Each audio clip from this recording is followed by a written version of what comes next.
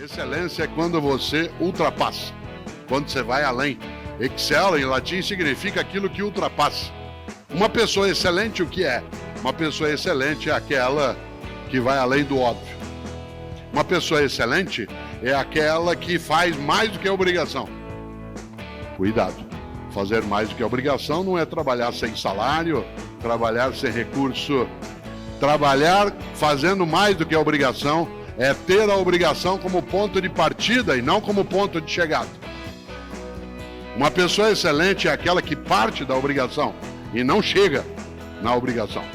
A obrigação é da onde você segue no começo e não o local onde alcança ao final.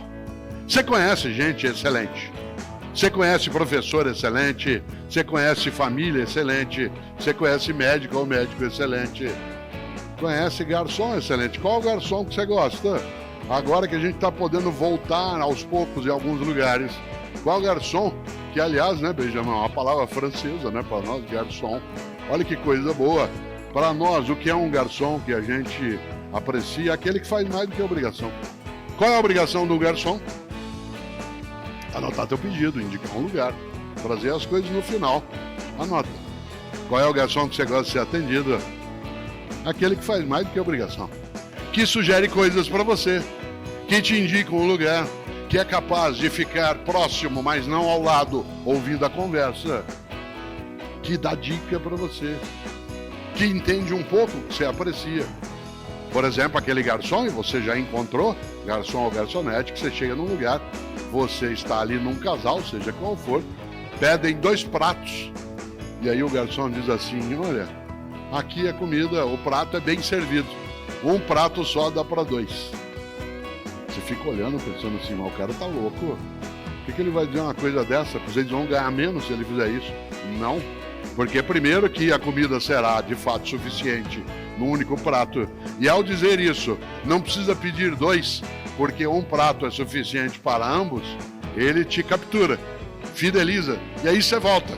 E em vez de ter uma única refeição naquele lugar, se tem uma coisa que você quer, é voltar lá outras vezes. É interessante. É aquela pessoa que é excelente.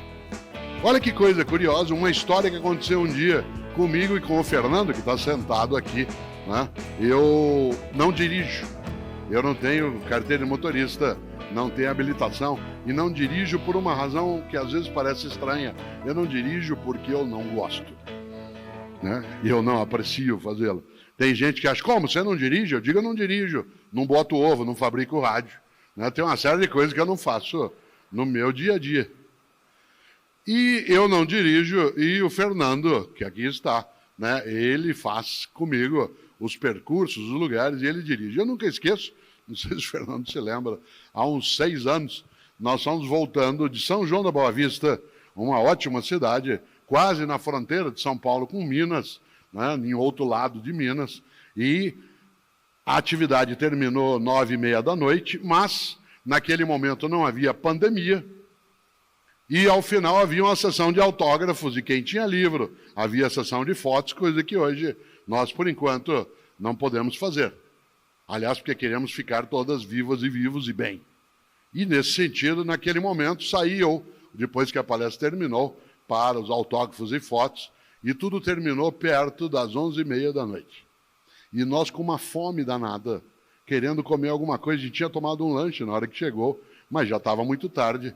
Saímos de São João da Boa Vista, pegamos a estrada, a SP, né, 340, que é uma ótima estrada, que sai em Campinas e depois para pegar a Bandeirantes, e nada aberto na estrada.